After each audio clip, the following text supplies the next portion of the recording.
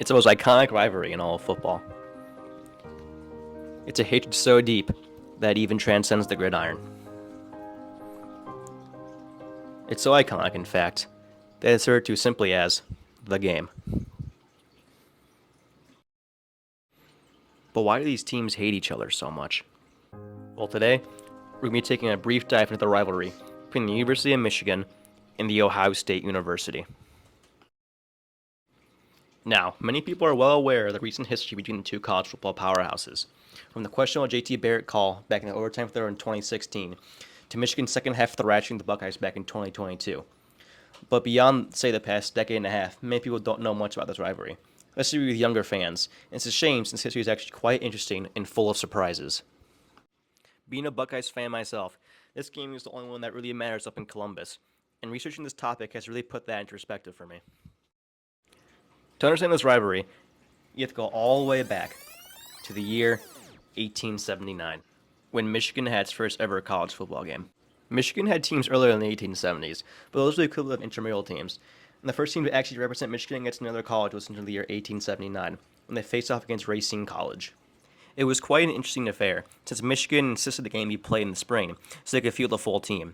Racine agreed, yet Michigan still didn't even have a coach yet by the time the game was played, and they wouldn't hire one until years later.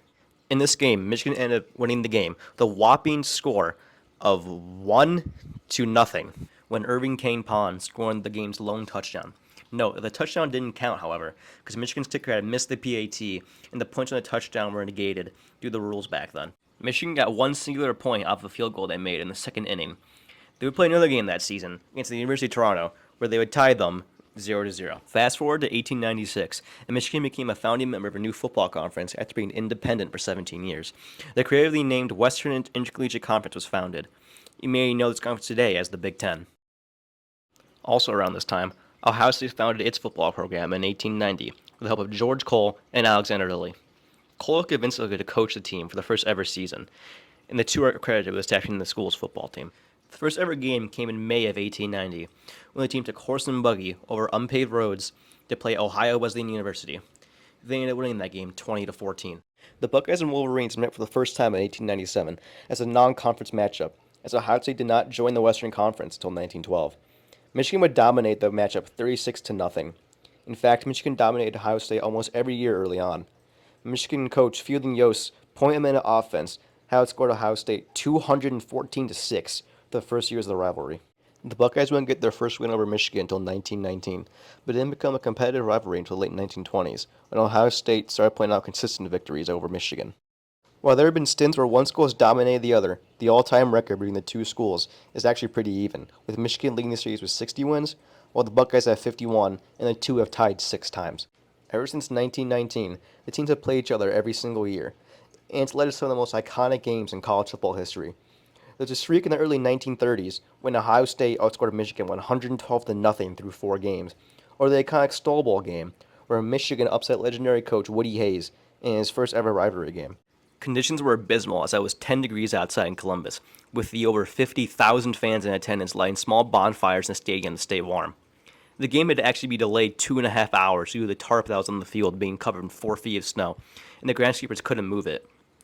They had to have fans in the stands, and the local Boy Scout troop helped move all snow off the tarp.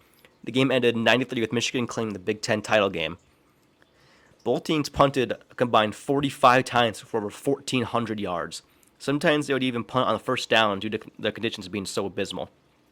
Ohio State was on Michigan's 8-yard line after a blocked punt, and they managed to gain a whopping negative 13 yards before settling for a field goal. That's how bad the snow and wind were in this game. Fast forward to 2016, and you have number 2 Ohio State hosting number 3 Michigan. The game was a back-and-forth battle, and it's been widely regarded to as the game of the 2010s.